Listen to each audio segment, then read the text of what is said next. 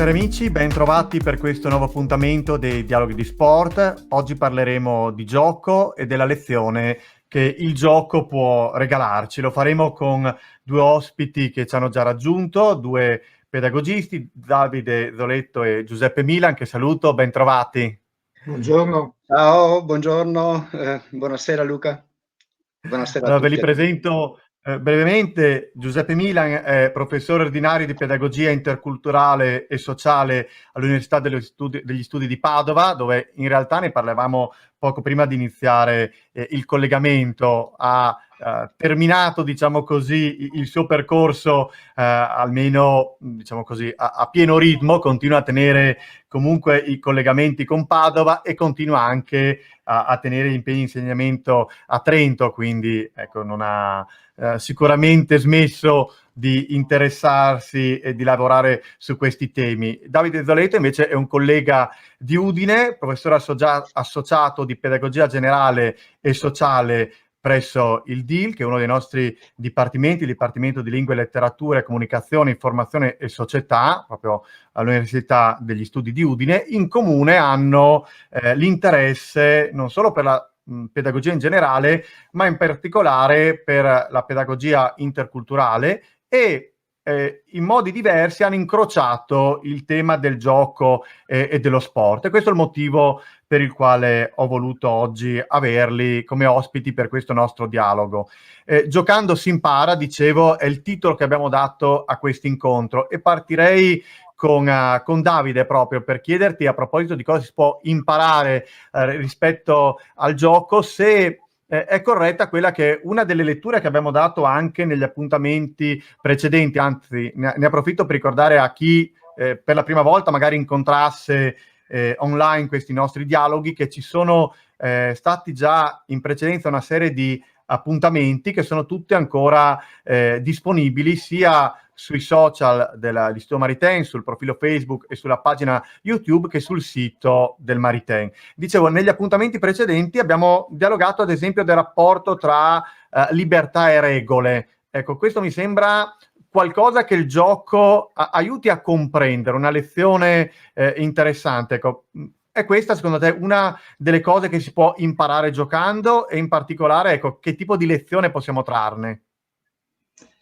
Allora, prima di tutto permettimi di ringraziare Luca, ringraziare te personalmente per l'occasione di incontrarci oggi su questo tema. Un piacere particolare per me incontrare anche il professor Giuseppe Milan, che è uno dei maestri per la pedagogia interculturale qui in Italia, per cui il tema è un tema affascinante, quello del gioco e dello sport e del rapporto fra gioco, sport ed educazione, per cui sono grato davvero per questa occasione.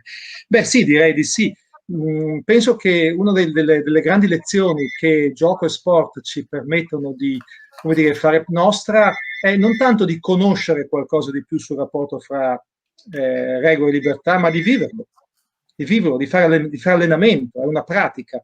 Ecco, i giochi e il giocare questa è una delle tante cose che hanno e hanno in comune con lo sport, ovvero il fatto che sono fatte sia appunto del modo in cui ciascuno di noi, bimbo, ragazzo, bimba, ragazza, adulto, entrano nel gioco, quindi il giocatore, quello che in inglese si chiama il play, il to play, sia del sistema di regole, la struttura entro cui entriamo, il game, sempre con termine inglese. Quindi questo è il tema della struttura regolata, proprio quello che l'impalcatura, diciamo così, degli sport e dei giochi più in generale. Allora, questo rapporto fra il giocare e i giochi, quindi fra la libertà, la spontaneità con cui entriamo nei giochi e la struttura regolata dei giochi stessi, è qualcosa che nel fare sport, nel giocare, non ha bisogno di spiegazioni.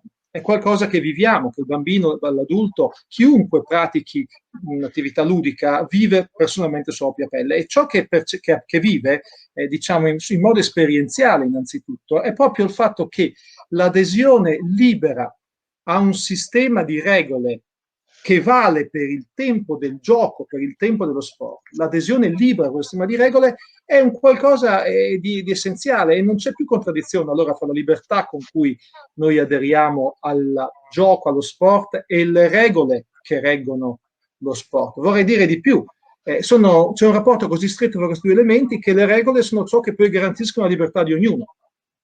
no? E questa è una grande palestra, diciamo, direi, di educazione alla cittadinanza, ecco, per dirla con una parola un po' abbastanza abituale, perché so per educazione, no? In questo, ecco, se posso suggerire un elemento particolarmente rilevante, così subito con lo sport, è il tema dell'arbitrato. Non tanto dell'arbitro, ma dell'arbitrato, cioè della funzione, no? Di colui o di colei che in qualche modo difendono le regole per tutti i partecipanti.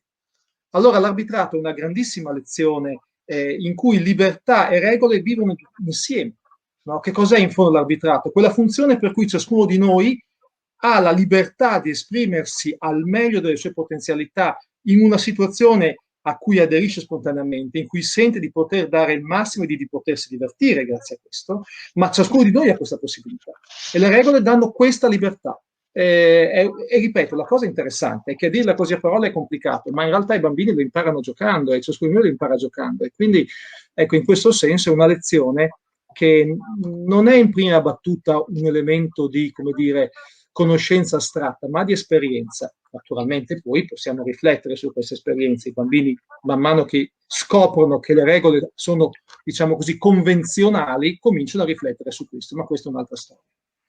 Vabbè, ma questo è, credo, veramente un elemento fondamentale, anche perché tanto ci insegna che, come dicevi tu, come palestra di educazione civica, noi non siamo tanto più liberi quanto più ci svincoliamo dalle regole, ma quanto più sappiamo darci regole buone. Forse uno spunto di riflessione potrebbe essere legato a una diversa esperienza di gioco che hanno i ragazzi oggi. Magari su questo al volo ti chiederei ancora un commento, perché ancora la nostra generazione ha sperimentato molto il gioco libero, dove l'autoarbitraggio era parte essenziale, tu dovevi concordare le regole e farle applicare. Oggi i bambini giocano molto più facilmente in contesti regolati da adulti, dove gli adulti fanno anche da arbitri. Allora mi chiedo se non sarebbe una bella lezione inserire proprio il ruolo dell'arbitro affidato a turno ai ragazzi. Sarebbe un'ulteriore lezione. Che ne pensi?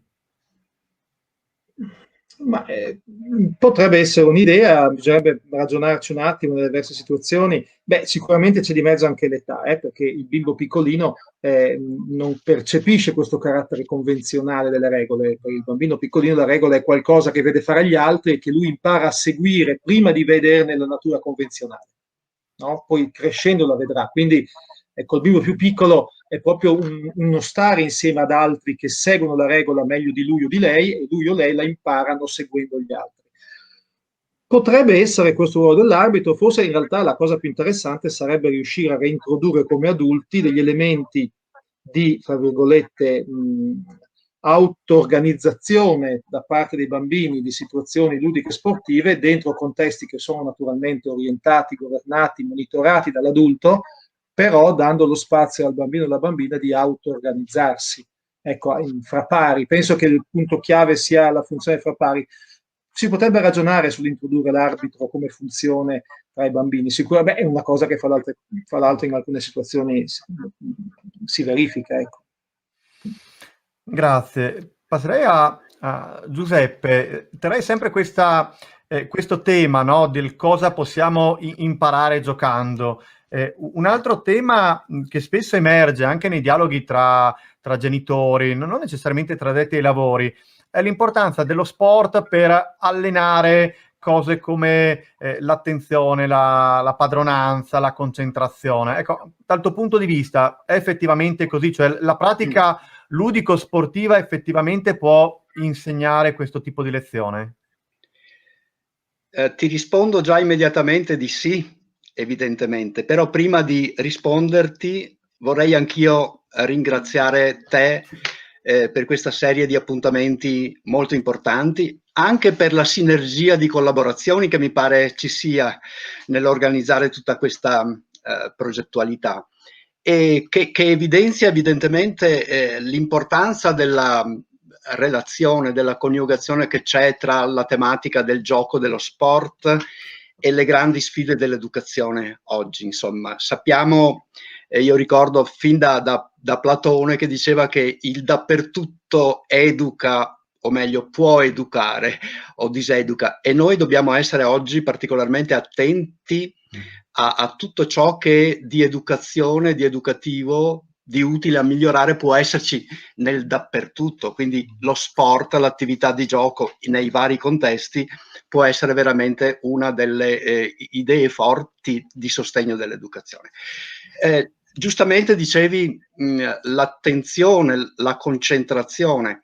Direi che una delle grandi sfide che vediamo oggi è quella di, come dire, contrastare quella frenesia che c'è sollecitata dalla corsa alle prestazioni a tutti i livelli, no? Per cui lo stesso i bambini, le bambine, i ragazzi sono carichi di cose da fare con questa corsa, portano lo zainetto degli impegni o l'agenda che devono governare quotidianamente, perché sono sopraffatti da questa abbondanza di impegni, e a volte questo impedisce la capacità di fermarsi, mentre il gioco autentico, e anche poi quando si tratta dello sport a molti livelli, obbligano ad avere un rapporto di padronanza con se stessi, con il contesto, con le sfide che ti vengono proposte, obbligano perciò, anche se lo sport e il gioco implicano a volte la corsa, obbligano a fermarti per saper correre bene, obbligano a sostare per concentrarti sulla tua corporeità, sulla padronanza di te stesso, sul compito e sul progetto che devi svolgere, sulla sfida che hai. Quindi l'arte di fermarsi, di concentrarsi, di pensare a se stessi in rapporto al mondo e in rapporto a questa sfida, e non è un'arte tanto facile. Tante volte oggi siamo molto distratti da questa corsa, no? Da questa frenesia. Quindi la capacità di concentrarci sul pezzo, e in altro modo, l'abbiamo detto in tante occasioni, l'elogio della lentezza, che consente appunto questa riflessione, questo dialogo autentico che sta al passo con le cose che ti sfidano, no? Io sono abbastanza anziano, come avete capito, e ai miei tempi, quando ero giovane, io mi fermavo spesso, anche sollecitato da mio padre, che era un amante pure dello sport, a vedere, questa volta ahimè da spettatore, le corse di ciclismo su pista. E una delle cose affascinanti era il surplus, cioè e noi avevamo un grandissimo che era Maspes, Antonio Maspes, che negli anni 60 è stato più volte campione del mondo della velocità su pista, e una delle sue arti per vincere era quella, come voi sapete, di fermarsi al momento della partenza, di stare in equilibrio sui pedali. In questo modo costringeva l'avversario, quando questo era costretto a partire in seconda posizione, a superarlo, perché non era capace spesso di stare fermo sui pedali, e allora Maspes ogni tanto, come dire, utilizzava la scia, e naturalmente questo lo portava ad avere più chance per la vittoria. Insomma, il surplus, l'arte di stare fermi, per me era una metafora di quello che tante volte la vita ci sfida ad affrontare. Fermati, perché in quel fermarti incorpori un'energia e una padronanza, un equilibrio che ti permette poi di vincere di fronte a certe sfide, di affrontarle proprio perché hai saputo fermarti.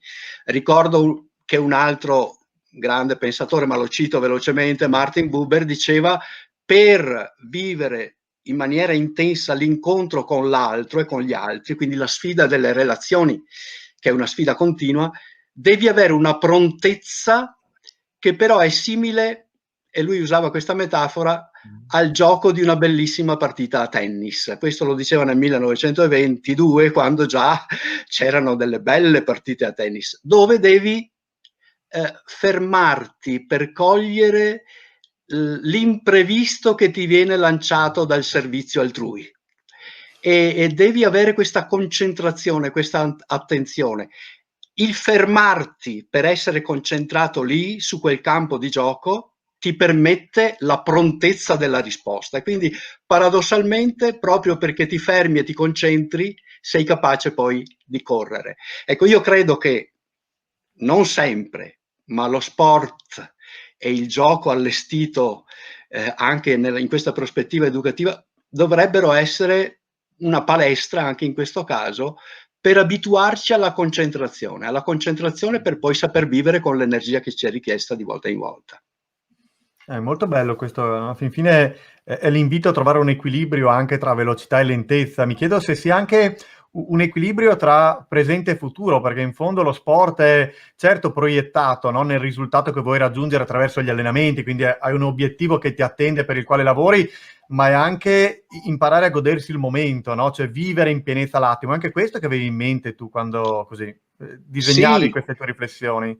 Sì, ma un'altra idea forte, e questa volta non faccio citazioni, è di qualcuno che dice: proprio per incontrare la sfida del prossimo futuro, io devo fermarmi, avere un rapporto con la realtà e all'interno di questa realtà certamente posso intravedere, se ho questa capacità di intuizione che mi spinge in avanti, posso intravedere quella che è la sfida che mi arriverà anche domani, dopodomani, in cui devo mettere in gioco delle energie ulteriori, perché noi siamo chiamati anche a migliorare, a crescere. E questo è sempre Martin Buber, la chiamava fantasia reale, realtà, e in questa realtà però giocare di fantasia, di immaginazione, per pensare a dove potrei arrivare o a dove potrebbe lui o lei o loro arrivare domani, a partire dalla concretezza dell'oggi. Una concretezza però che non nasconde delle potenzialità implicite che devono essere, diremmo noi, maieuticamente espresse in questo percorso che in fondo è educativo. Già da queste prime battute è emerso che effettivamente un gioco intelligente può insegnare molto, però io credo che alcune cose effettivamente si imparano facendo, ma il modo col quale le facciamo fa una bella differenza. Allora tornerei su questo punto a Davide e ti chiederei in modo molto specifico qual è il ruolo degli adulti in tutto questo, degli adulti, di quella che viene chiamata la comunità educante, cioè un gioco intelligente non nasce spontaneamente come funghi dopo la pioggia, o forse sì, ma nel nostro tempo, per le ragioni di cui facevamo cenno anche prima, forse più raramente. Ecco, oggi vediamo che si gioca e si fa sport in contesti dove gli adulti hanno un ruolo centrale e forse non sempre hanno questa attenzione educativa così spiccata. Beh, diciamo, per cominciare, potremmo fare diverse piste per intercettare questo tema. Ma direi che la prima cosa, che sembra così un po' una tautologia, però penso che a volte ce lo dimentichiamo come adulti. Il primo elemento è che noi siamo degli educatori.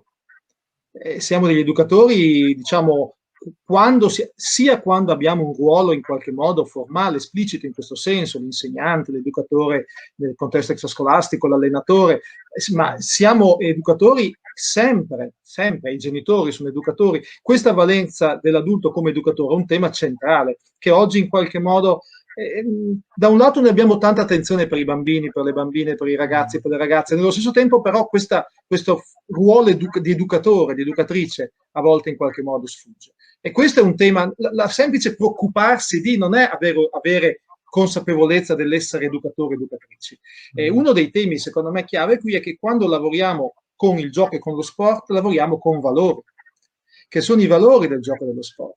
E la prima cosa importantissima è che noi dovremmo come adulti essere consapevoli, come dire, e quindi testimoni di questi valori dentro e intorno ai campi da gioco e ai campi sportivi, per essere, come dire, appunto testimoni. Questa è una parola centrale in ambito educativo, no? Pedagogico, la testimonianza. Allora, pensiamo a dei valori importantissimi che sono, perché i valori non sono qualcosa che si aggiunge allo sport, sono lo sport. Togli i valori, non c'è più lo sport. Prendete la generosità, la lealtà, il mettersi alla prova con un avversario che è in gamba e che in quanto tale ti permette di mettere alla prova te stesso. E quindi tu non fai sport per vincere contro gli altri, fai sport per migliorare te stesso e metterti alla prova, e quindi più bravo, più forte è il tuo avversario, più stima hai di lui, più la tua possibilità di metterti alla prova di crescere sarà, come dire, potrà emergere. No? E quindi l'aiutare l'avversario, l'essere leale verso le regole, essere generoso contro l'avversario, sono l'anima dello sport. Togliamo questo, non c'è più sport. Perché lo sport non è vincere, non c'entra nulla, cioè quello è una parte, è una versione, diciamo, potremmo ragionare a lungo su questi aspetti. Allora, il tema dei valori dello sport è centrale, ho citato questi, potremmo citare, anzi, ecco, allora, noi come adulti siamo consapevoli in tutti i nostri diversi ruoli dei valori di cui è fatto lo sport? Beh, se siamo consapevoli, un pezzo di strada è fatto. E l'altro grande pezzo di strada è fare comunità su questi valori, cioè essere in grado di costruire spazi, di aprire spazi in cui questo sia testimoniato come singoli e come comunità. Allora, per esempio, l'allenatore, l'allenatrice, l'istruttore, l'istruttrice, il dirigente della società sportiva, così come il genitore, diventano comunità educante quando questi valori li condividono e li comunicano fra loro, all'esterno, ai bimbi e alle bimbe.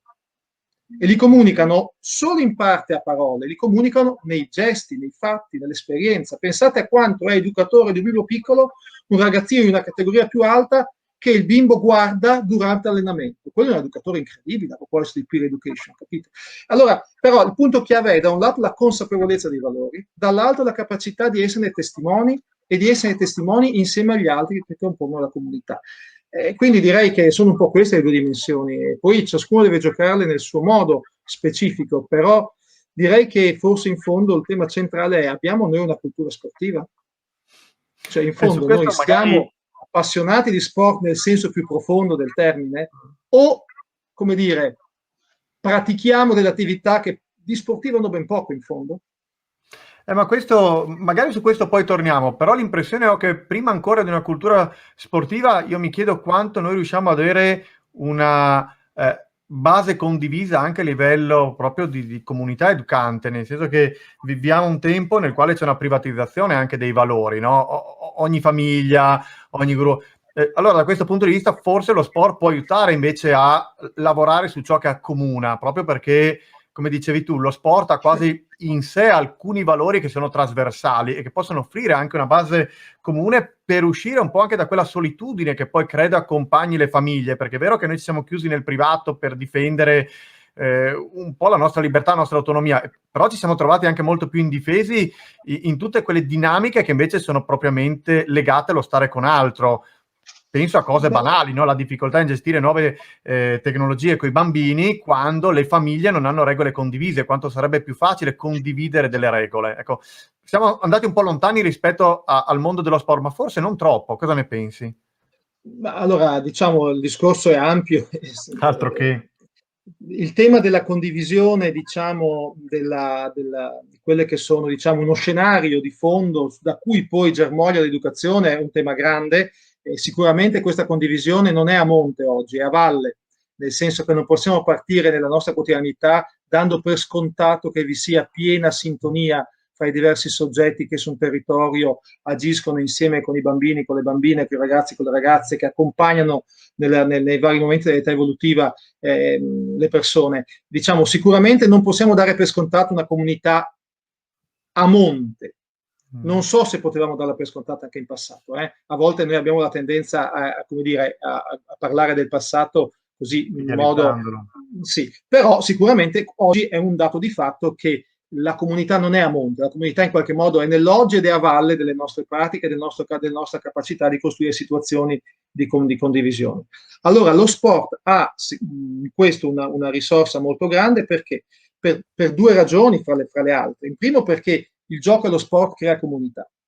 Crea comunità perché, questo lo dicono i grandi studiosi del gioco, Huizinga, Keiwa, lo dicono un po' tutti gli studiosi di gioco, intorno a una pratica, ecco, condivisa, fatta insieme, si crea una comunità. Attenzione che questo crea anche che si crea implica anche che potenzialmente si crea esclusione, naturalmente, quindi dobbiamo mai idealizzare un aspetto e basta, però sicuramente il gioco crea comunità. L'altro spazio interessante, qui mi scuserete se sembra banale, ma il gioco e lo sport hanno bisogno di spazi, hanno bisogno di luoghi fisici. Pensate cosa vuol dire accudire un campo da gioco, no? Accudire l'erba di un prato, tagliare l'erba in modo tale che si possa poi giocare, la pallina possa rimbalzare. Questo Per tanti anni ho seguito un po' le situazioni dello sport, una cosa che ho imparato è che la materialità dei luoghi del gioco, dello sport, è una grande risorsa educativa, perché ci si deve far carico di questa materialità per far sì che poi la comunità possa praticare il gioco. Quindi sì, ci sono tanti punti interessanti nel gioco e nello sport per, diciamo, costruire una comunità che non possiamo dare per scontata. E su questo vorrei, Giuseppe, sentire un po' cosa ne pensi anche tu, proprio questa difficoltà di tenere assieme identità e differenza, no? L'identità condivisa dei valori dello sport e le differenze delle famiglie, dei mondi che spesso eterogenei che lì si ritrovano e magari anche con una focalizzazione specifica, perché penso ad esempio al tema del successo sportivo e anche questo può essere interpretato in tanti modi, perché può essere appunto una cultura del successo che il nostro tempo conosce molto bene, ma potrebbe anche essere invece una cultura dell'autorealizzazione, no? Dell'autostima. Ecco, di nuovo non è scontato ritrovarci su quale dovrebbe essere la lezione del gioco. Anche questo è un tema, è una sfida grande, quella che diciamo è sottostante alla tua domanda, alla tua riflessione. Certamente trovare un accordo su quelli che sono i valori. Torno anche a quello che diceva Davide poco fa, anzi approfitto per dire che anche per me è un grande piacere dialogare con Davide oggi, di cui ho una grande stima per tutto quello che lui ha regalato anche al mondo dell'educazione, per l'intercultura, per la didattica, la tematica del gioco, eccetera. Quindi detto questo, non l'ho detto prima perché ero stato distratto dalla domanda sulla concentrazione.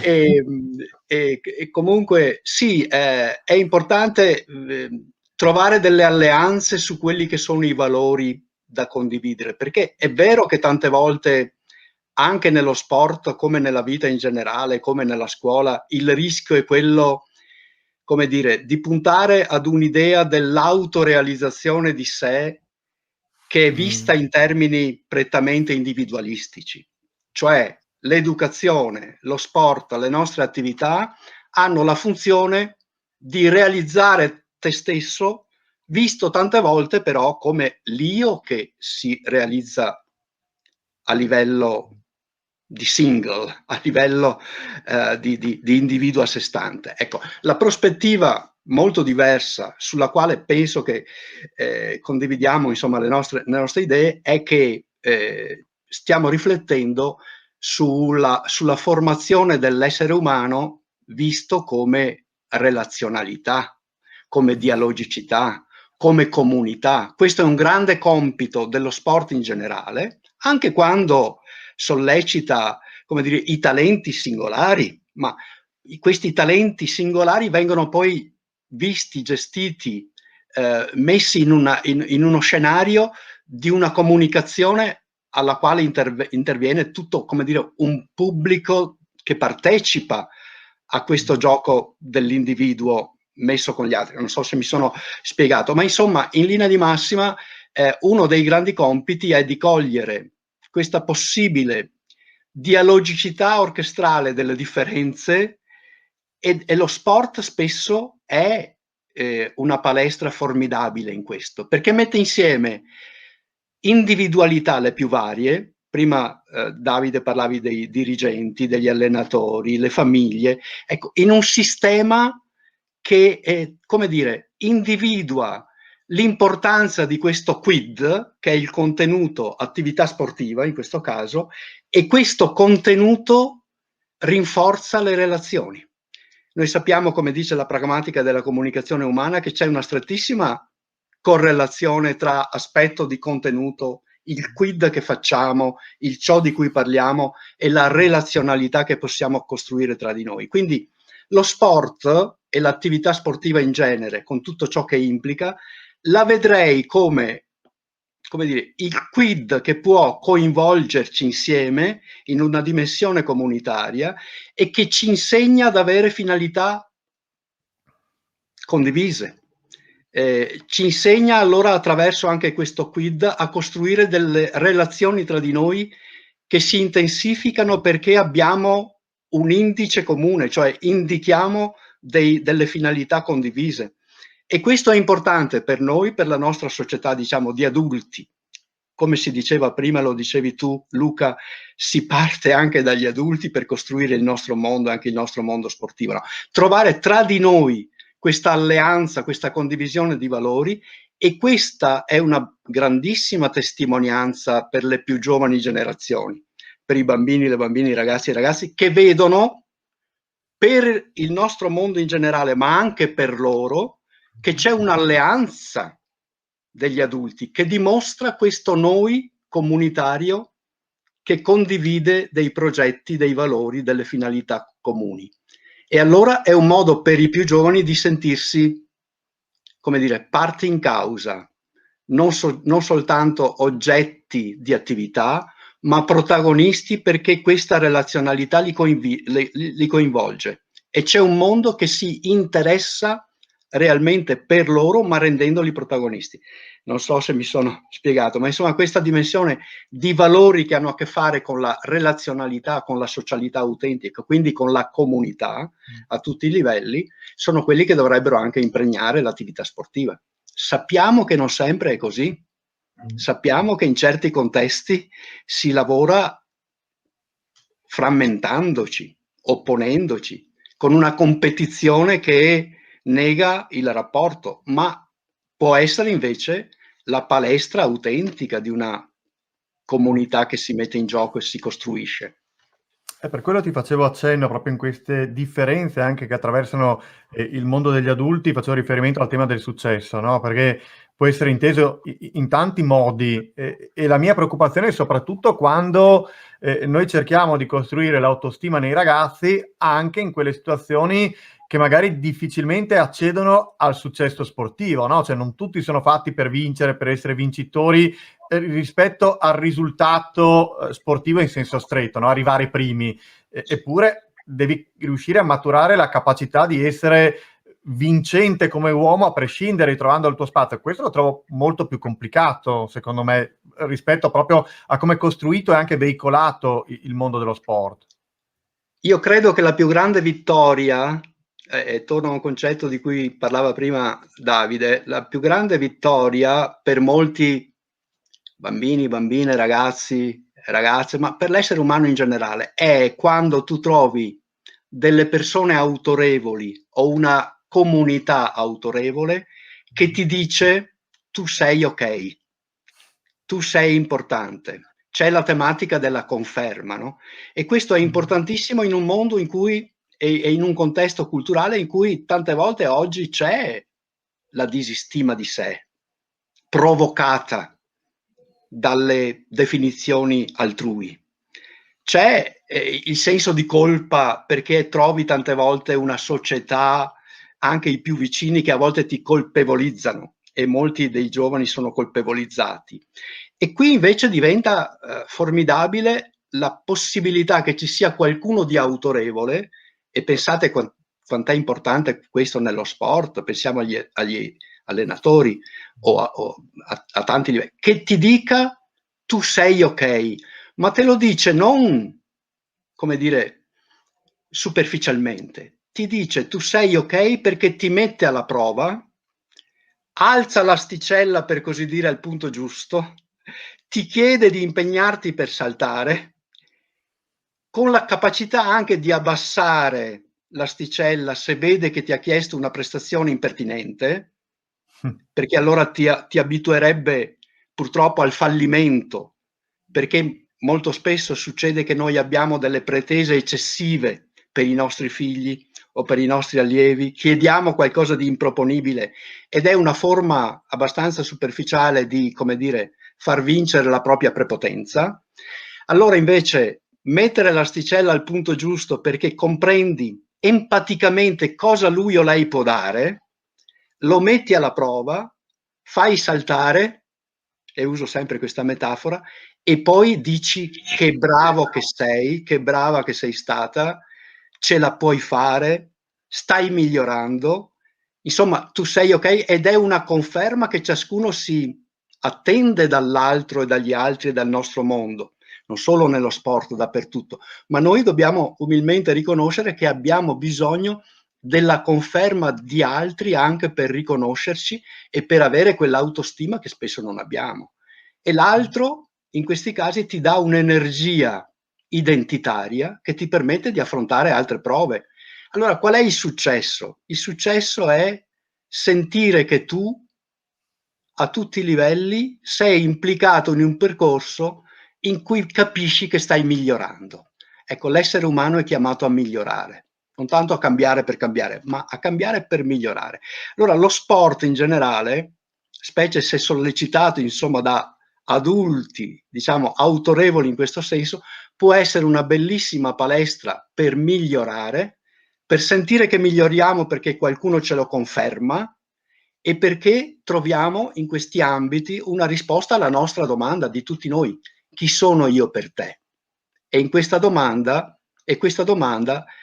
prevede delle risposte. Allora, non sempre si vince nel senso che si è al primo posto sul podio, e non sempre chi vince in quel senso là trova il senso autentico del muoversi, dell'esistere, del gareggiare con se stessi. E la vittoria più autentica è quando sei, ripeto quello che dicevo prima, incluso in un percorso identitario in cui senti che stai migliorando e qualcuno te lo conferma. E qui trovi l'autostima. L'autostima è una grande energia esistenziale a tutti i livelli. No, sono d'accordissimo, e tra l'altro questo, Davide, torno a te perché mi pare proprio riportarci all'accenno che avevi fatto prima, il rapporto tra educazione sportiva e cultura sportiva, perché alla fin fine è proprio la grammatica basilare che forse non è così condivisa. Questo tema di chi è un vincente nello sport credo che ci aiuti a capire, ecco, qual è davvero il livello della nostra cultura sportiva. Quindi su questo proprio chiederei un tuo approfondimento, anche in dialogo magari con quello che ha appena detto Giuseppe. Sì, no, ma su questo grazie per l'input, ma l'ha detto Giuseppe Milan, è centrale, è centrale. Vorrei dire che è quasi tutto qui, nel senso che il punto chiave è che, cioè il punto chiave, uno dei punti chiave è che noi sappiamo poco di sport, no? Nel senso, noi parliamo tanto, però per esempio vincere e perdere sono la stessa cosa. Certo, io ho avuto la fortuna di insegnare per tanti anni a scienze motorie. Quando esordivo così, gli studenti mi guardavano storto. Però poi alla fine erano d'accordo anche loro, perché per tante ragioni, per il semplice motivo che da un lato chi vince perde anche, per imparare a vincere significa imparare a perdere un sacco di volte. Ma il vincere e il perdere hanno a che fare sempre col tema della sfida. No? Qui però dobbiamo farci un esame di coscienza importantissimo come adulti e come adulti dello sport. No, noi diamo questo messaggio o no? Questa è una domanda su cui non bisogna mai smettere di essere vigili.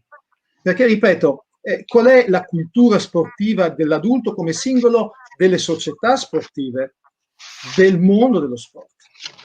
Cioè, il messaggio che noi diamo è quello che Giuseppe Milan sintetizzava in modo così limpido poc'anzi, che il vincere in realtà non è il vincere, ma è, diciamo, il progredire superando le sfide con se stessi in una comunità che ci aiuta e ci riconosce nel farlo, oppure tutto questo è qualcosa che diciamo ogni tanto per poi lasciarlo da parte quando si tratta effettivamente di costruire per esempio una panchina, una formazione, una politica societaria, un modo di accedere ai campi.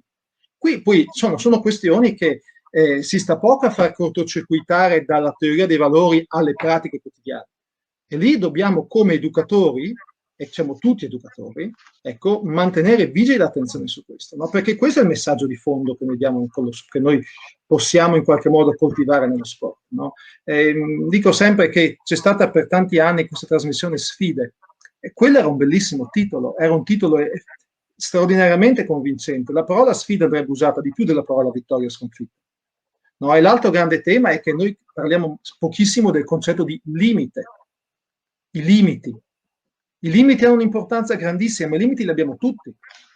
Li hanno i cosiddetti grandi atleti e li hanno i cosiddetti non grandi atleti. Ma cosa vuol dire essere un grande atleta? Se io ho certi limiti e lavoro su quei limiti, sono un grandissimo atleta, ma un signor atleta. Ma ne siamo convinti di questo? Ne siamo convinti a parola o nei fatti? E questo è il messaggio che noi dobbiamo dare. A quel punto lì, secondo me, cambia però anche un po' il modo in cui ci rapportiamo a uno spogliatoio, una panchina, un gruppo di ragazzini. E soprattutto ci interroga parecchio, perché se io sono un adulto o un ragazzo che sta crescendo, che per alcune ore lavoro per i ragazzini e per altre ore pratico lo sport in prima persona, devo far dialogare queste due cose, no? Perché nella mia esperienza di persona le due cose devono parlarsi assieme.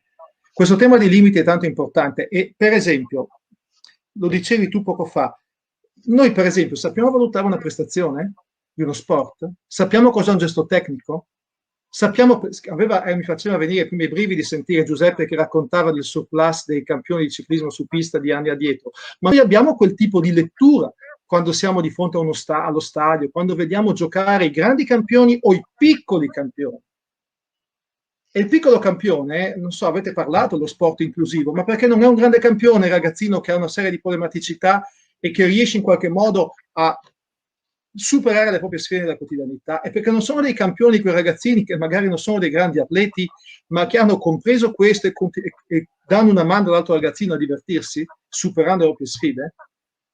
Allora queste cose qui noi le sappiamo valutare o no? Ecco, io ho l'impressione che, parlo per me per primo, insomma la mia capacità di valutare le prestazioni, i gesti tecnici, l'aspetto bello e brutto sia molto poco presente quando mi rapporto allo sport.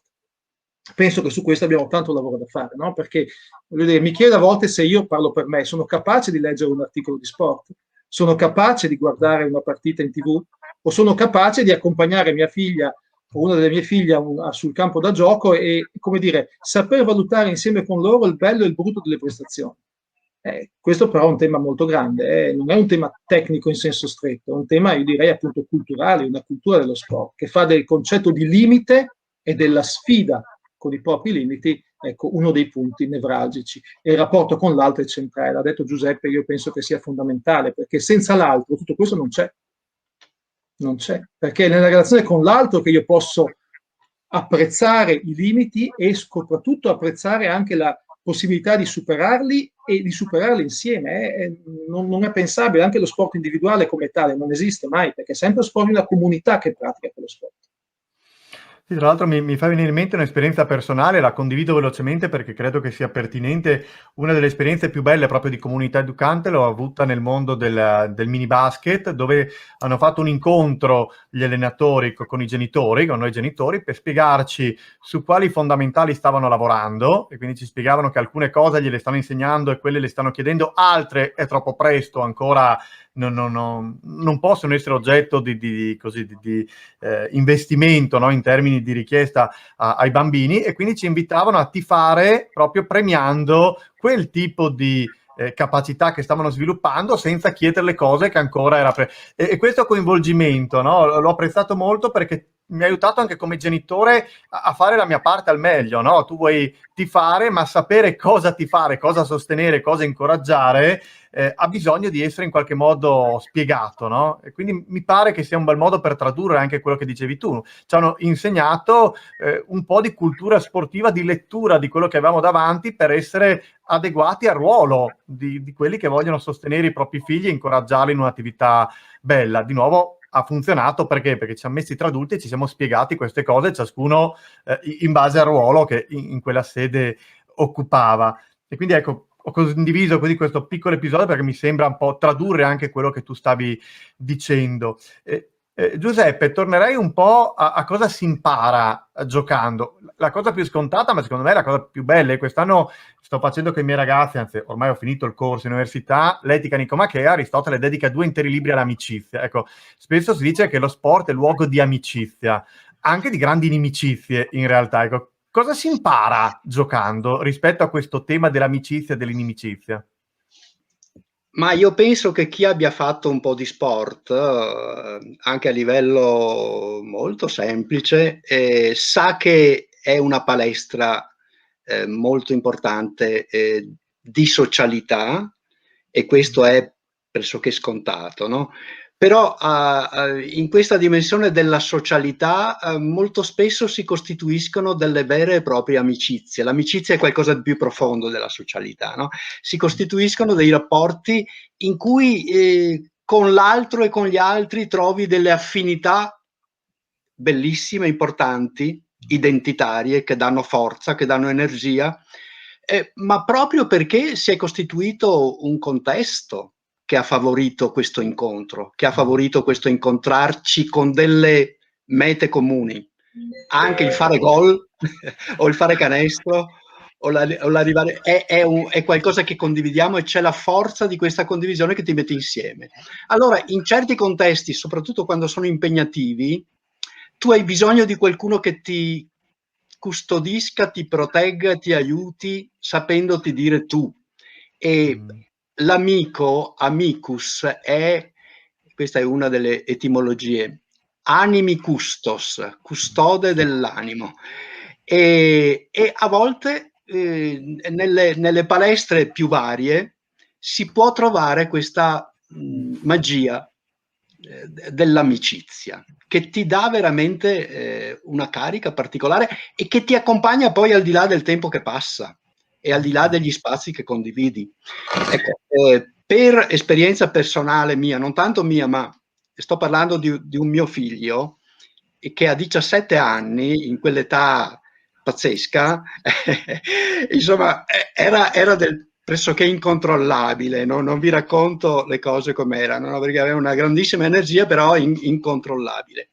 Lui ha trovato un grande equilibrio progressivo, secondo me, perché ha trovato, senza che fosse sollecitato da me, perché in questo caso era un ambiente che io non avevo mai frequentato, nella rugby, da liceale, ha ritrovato un contesto di socialità vissuta insieme nello sport, era col Petrarca Padova, ma poi con alcuni un'amicizia così intensa che è quella che dura ancora oggi dopo molti anni. I suoi amici sono quelli che con lui hanno giocato a rugby per un po' di tempo, perché poi è passato ad altri sport, ad altre cose, e ho visto come il regolare se stesso in una fase di, chiamiamola, irregolarità a 360 gradi, questo è stato provocato proprio soprattutto dall'amicizia,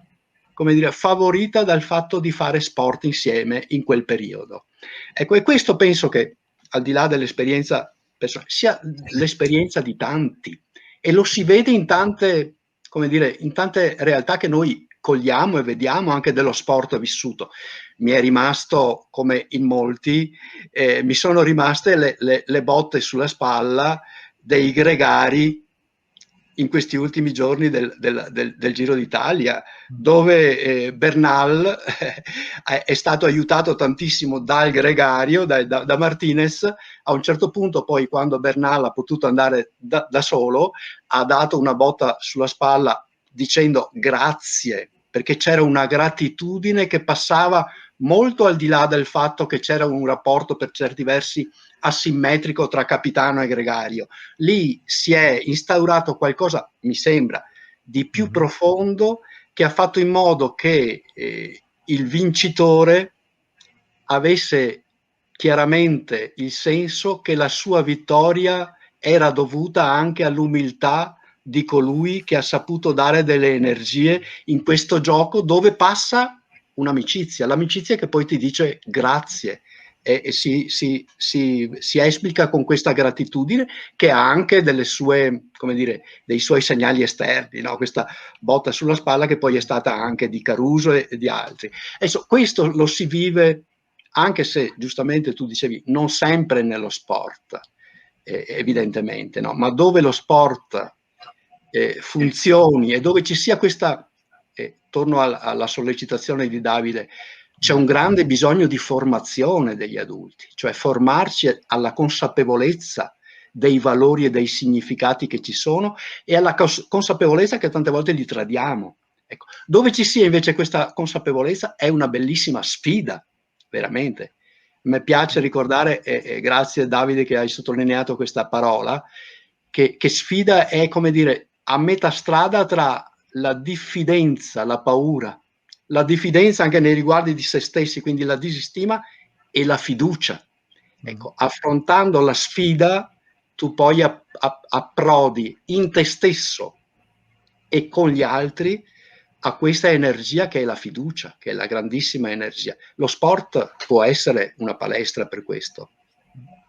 No, credo sia fondamentale questo che stai dicendo, anche perché poi Il gioco è concretamente lo spazio del noi vissuto, cioè non si può giocare da soli e non è solo il gioco di squadra, anche il gioco individuale, sei sempre all'interno di una società, hai bisogno dell'avversario che ti porta a esprimerti al meglio, un po' come diceva anche Davide, tanto più è forte l'avversario, tanto più riesco a dare il meglio di me, quindi questo vivere concretamente lo spazio del noi, che è uno spazio di condivisione, mi ricorda veramente quel pugno di sale di cui parla Aristotele nell'Etica Nicomachea, no? Dobbiamo aver condiviso, pianto assieme, gioito assieme, festeggiato assieme, distribuito il peso anche della fatica, e questo sedimenta le amicizie. E abbiamo imparato anche a vivere le differenze proprio. Ecco, su questo vorrei così andare verso la conclusione con Davide. Tu sei anche un esperto di gioco e inclusione. Prima parlavi di cultura, però lo sport è anche incontro di culture, non solo di culture sportive, ma anche di mondi culturali. Ecco, come si legano un po' sport e inclusione? Un po' sulla base delle tue esperienze, ma anche più in generale rispetto davvero alle sfide del nostro tempo, che porta ragazzi sempre più diversi, no, per provenienze, a giocare assieme e a vivere la fatica dell'incontro tra le differenze. In una certa parte, in una larga parte, deriva da quanto abbiamo detto fino ad oggi, fino adesso, da quanto ci ricordava Giuseppe prima sul tema della relazione, sul tema del noi, insomma, essendo un'esperienza, un qualcosa che si fa nel tempo, per tanto tempo, intorno a un focus comune, una passione comune, a qualcosa che ha degli obiettivi, ma anche a un esprimerci insieme, è potenzialmente una grandissima occasione di inclusione, lo sport. Questo sicuramente è un tema importante. Bisogna essere anche consapevoli, naturalmente, che ci sono delle criticità. Ecco, noi tante volte parliamo di inclusione, ma parliamo a volte non abbastanza di equità. No? Per esempio, quante opportunità ci sono sui territori per tutti i bimbi e le bimbe, i ragazzi e le ragazze di accedere a un'esperienza sportiva o di gioco di qualità in cui possono esprimersi al meglio. Questo è un tema grande, ecco, che non riguarda soltanto le differenze, tra virgolette, di cultura, riguarda le differenze sociali, riguarda le differenze proprio territoriali, voglio dire, oppure che rapporto c'è fra la possibilità di fare sport e anche, per esempio, i costi che ha il fare sport. Ecco, questi sono dei temi interessanti, sottolineare la potenza inclusiva dello sport. Non deve farci dimenticare che lo sport, come tutti i luoghi, può essere un luogo anche di esclusione, un luogo in cui, diciamo, a volte nella quotidianità le condizioni non sono pari, ecco, di accesso ai ragazzi. Uno degli esempi che io faccio sempre, mi scuserete, però è un esempio anche molto grossolano che faccio, ma ecco, chi e molti di noi l'hanno fatto, è salito a Barbiana e si è chiesto cosa fosse quella strana vasca che c'è dietro la canonica, per poi farsi raccontare da chi c'è. Io ho avuto la fortuna di che me lo raccontassero dei gesualdi a un certo punto, era una piscina, una specie di piscina. E beh, lì che cosa c'è dietro questo messaggio? C'è il tema che non tutti i ragazzi e le ragazze hanno la possibilità di accedere all'esperienza sportiva, ma anche i grandi film sullo sport, no? A volte il fare sport è stato un lusso per chi poteva permetterselo, no? E quindi diciamo che va tenuto un po' in tensione questo discorso. Dall'altro la possibilità dell'incontro, tutto quello che abbiamo detto questo pomeriggio e le grandi occasioni che lo sport ci dà. Dall'altro, ecco, il fatto che l'opportunità di praticare lo sport e il gioco non è in qualche modo come dire, alla portata di tutti, non lo è nei vari contesti del pianeta. Pensate alle storie di tanti campioni di altri paesi del mondo, ecco, non lo è però neanche sui nostri territori. A volte la situazione cambia molto da un quartiere all'altro, da una realtà all'altra del territorio, e sono temi su cui non dobbiamo abbassare la guardia.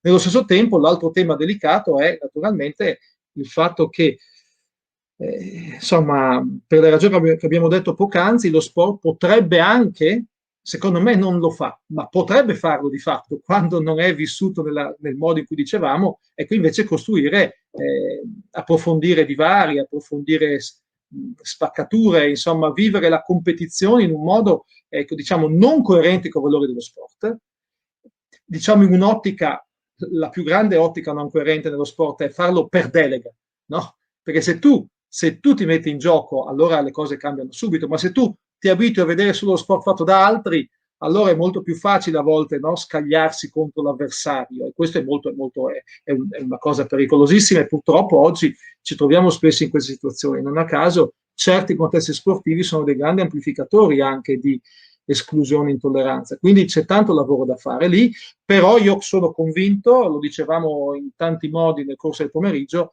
che se c'è un luogo in cui vi può essere davvero un'occasione di equità e di inclusione, quello è lo sport, perché è un'esperienza, perché ci sono le regole, perché c'è lo stare bene assieme, ecco, guidati da obiettivi che sono condivisi, no? E questo è un grande tema, perché allora, finisco con una battuta di cui mi scuserete la carattere grossolano, rimaniamo diversi, ma la maglia ci unisce, e se non ci unisce la maglia, ci unisce la passione per quel gioco. E quindi voglio dire, poco importa in realtà che giochiamo in ruoli diversi o con maglie diverse, o che sulla pista siamo, tra virgolette, avversari. Ciò che ci unisce in realtà è il fare quell'attività, farla con piacere e con passione. Questo è il grande valore inclusivo. Ecco, penso che poche attività come lo sport abbiano questa grande potenzialità. Sì, grazie mille.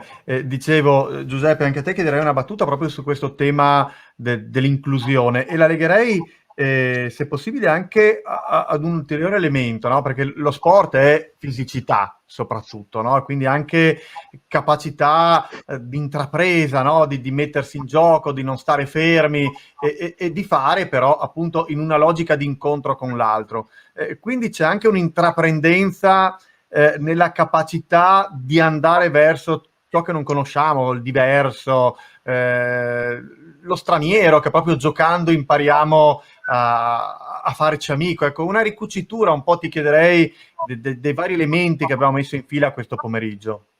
Ma guarda, mi ha dato lo spunto proprio Davide quando ha citato Don Milani, perché Don Milani, che ha lavorato a 360 gradi nell'educazione, per cui anche la piscina è importante, anche la musica è importante, c'erano gli spartiti musicali lì, tutto è importante, e l'ICARE soprattutto è importante.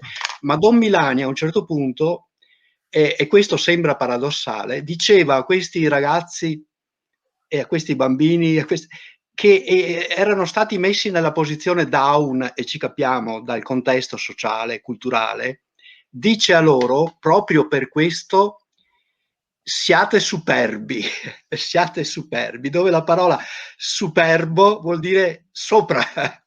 Quindi ha dato loro una spinta con la parola a reagire, non per farli diventare up nel senso sbagliato, ma a farli diventare loro stessi con la parola dell'educazione, proprio per riportare i giusti valori. Voi non siete da escludere, voi siete importanti, e allora diceva dovete essere superbi. Ecco, direi che questa spinta dell'educazione, anche attraverso le parole, dovrebbe aiutare a dire a ciascuno: alzati e cammina, sii intraprendente, cosa puoi fare? Perché dovunque, nello sport ma anche dovunque, c'è la possibilità, come dire, di sporcarci le mani, di non restare in panchina, di darci da fare, di andare sul campo. Ed ecco, e questo è il luogo in cui non c'è nessuno straniero che non sia nella possibilità di accedere a questo campo dell'impegno e della responsabilità comune. Ecco, si tratta di trovare, ribadisco molte cose che abbiamo già detto, questa energia di comunicazione, di sollecitazione, di testimonianza, anche comunitaria, che dice all'essere umano, a ciascuno: tu sei importante, tu hai tanto da dare nella tua identità, con i tuoi limiti. I limiti sono il luogo dove ci si può oltrepassare. Ecco, con i tuoi limiti puoi far parte di questo gioco condiviso, il gioco di un miglioramento insieme. Ecco, e qui penso che fosse questa ecco, partendo io parto spesso dalle poche sollecitazioni, come dire, che ti travolgono, di pedagogisti come Don Milani o come Paulo Freire, come altri, o come quegli piccoli umili allenatori che ci sono tra di noi, che hanno questa forza di persuadere, far capire che tutti possiamo essere, e i ragazzi possono essere, vincenti, con la forza del convincimento che è vincere insieme. perché abbiamo delle potenzialità insieme da mettere in gioco. Direi che un'ottima conclusione. Anche il nostro tempo adesso è quasi concluso in realtà, perché mi piacerebbe finora, mi sono tolto io alcune curiosità ponendovi delle domande. Ecco, questo percorso è nato anche perché avevo voglia di imparare, quindi andavo a cercarmi persone che stimavo e dalle quali potevo appunto apprendere qualcosa e decidevo io un po' anche cosa chiedere. Però mi piacerebbe adesso, Giuseppe, se hai tu una curiosità, ecco, una domanda per Davide, e poi farei chiudere a Davide con una domanda per te, di modo che c'è anche un minimo di possibilità di dialogo tra di voi direttamente, senza io in mezzo che passo la palla. Ma è difficile perché già Davide ha detto tutto, ma a un certo punto però hai parlato proprio della costruzione della comunità anche in questi ambiti e del fatto che possiamo essere, come dire, non tanto operatori che utilizzano ciò che la comunità ci ha dato, ma se ho ben capito, costruttori della comunità attraverso una condivisione, un interesse, un essere linking agents. Come vedresti tu l'impegno anche delle istituzioni per promuovere la comunità che ci attendiamo, insomma, per il prossimo futuro? Non so se questa può essere una semplice domanda. No, non può essere sicuramente semplice per nulla, ecco, no? Ringrazio molto Giuseppe Milan. Non lo so, io non lo so, francamente sono temi di grande difficoltà. Io penso che, l'ho detto prima, ho fatto un cenno, sembra forse una cosa da poco, però a me pare importante. Una piccola cosa importante è quella degli spazi, proprio, no? Dei luoghi concreti sui territori, no? Penso a certe periferie o a certi paesi o anche a certe realtà decentrate, ma decentrate semplicemente perché siamo abituati a vedere certi centri, no? E quindi una montagna un po' lontana dal centro. Io credo che un'attenzione proprio agli spazi dello sport, no? E alla possibilità di coinvolgere le comunità nel farsi carico di questi spazi. Penso che sia uno dei grandi ruoli che hanno le comunità locali. No?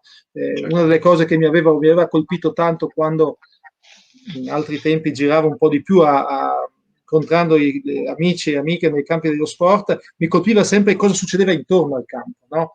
Prima e dopo l'allenamento, quanto erano occasione anche di scambiare una parola, di passare un attimo, diciamo, insieme, no? Fra adulti o anche con i bambini e con le famiglie. Ecco, quindi io penso che l'attenzione ai luoghi sia un passo importante. E su questo è una cosa piccola forse, però è anche molto impegnativa perché i luoghi chiedono, come dire, progetti in fondo anche politiche, no?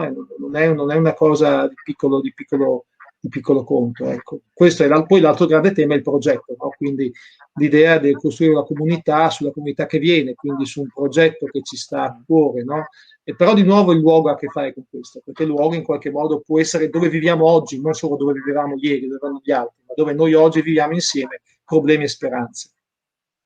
Se posso una postilla, non so se sei d'accordo, ma non solo gli spazi dello sport, ma anche degli sport, perché poi Sì, il certo, grosso problema è che ci sono, per alcuni sport si trovano sempre gli spazi, sì. per altri meno, ma questo aprirebbe un'altra grande questione. Davide, ti farei porre a te un'ultima domanda a Giuseppe, così andiamo a chiudere. Avrai una curiosità, No. immagino anche tu.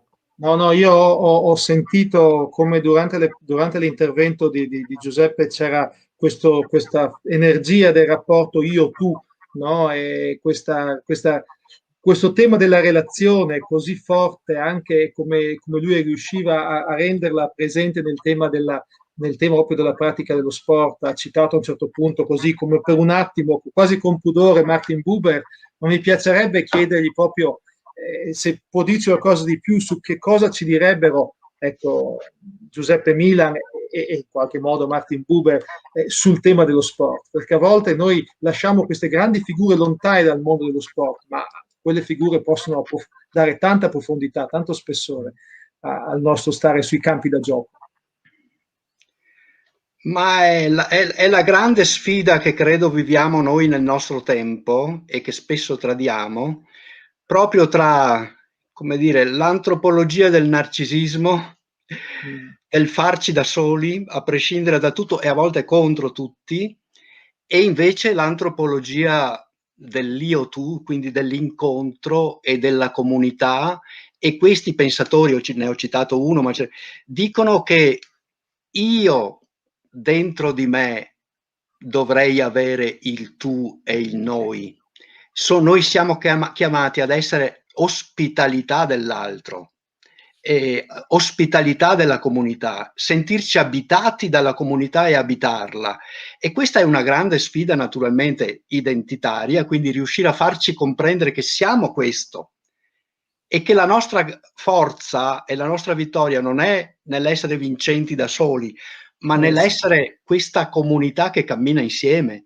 E l'essere umano è questo microcosmo che dentro di sé può avere questa relazionalità. È relazione.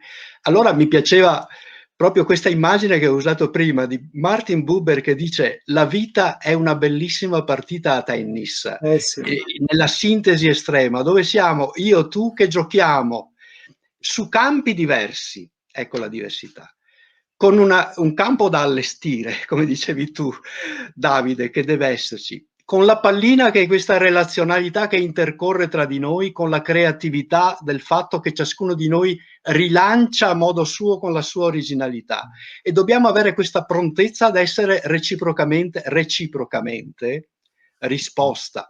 E questo sei tu sei questa bellissima, questo bellissimo campo da gioco.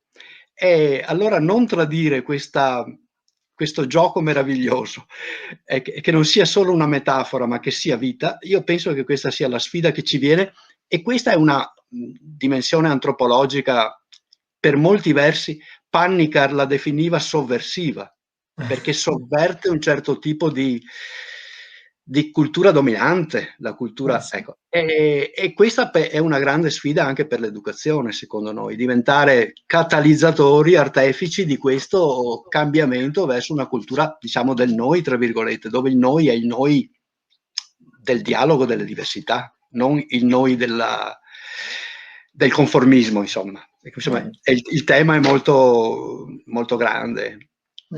Direi che c'è molto... Grazie Giuseppe. Grazie a te. No, grazie a entrambi. Direi che c'è molto lavoro da fare per adulti che vogliono essere degni di questo nome. Ecco. Ringrazio davvero, e non è scontato, non è semplicemente dovere di ospitalità, ma ringrazio di cuore Giuseppe Milan e Davide Azzoletto per il tempo e le riflessioni preziose che hanno condiviso oggi e ci hanno fatto davvero toccare con mano ciò che possiamo imparare giocando con un pizzico di intelligenza e soprattutto facendo giocare, penso, i più piccoli con un pizzico di intelligenza, a parte noi adulti, ecco. Su questo ci vuole cultura sportiva, è quello che così con semplicità questi incontri vogliono provare a promuovere. E nel salutarvi, ecco, solo rimando all'ultimo appuntamento, lunedì 21 giugno, ci ritroveremo questa volta con 2 filosofi, oggi avevamo 2 pedagogisti, il 21 saremo in 2, perché io sarò uno dei 2, in questo caso intervistati, con me dialogherà Lorenzo Biagi dello IUSVE di Venezia e continueremo a riflettere proprio sulla lezione dello sport. Quindi l'appuntamento al 21 giugno, Giuseppe, Davide, grazie ancora, e a tutti gli ascoltatori, tutti gli amici che ci hanno seguito o che ci ascolteranno in differita, grazie per la vostra attenzione e arrivederci.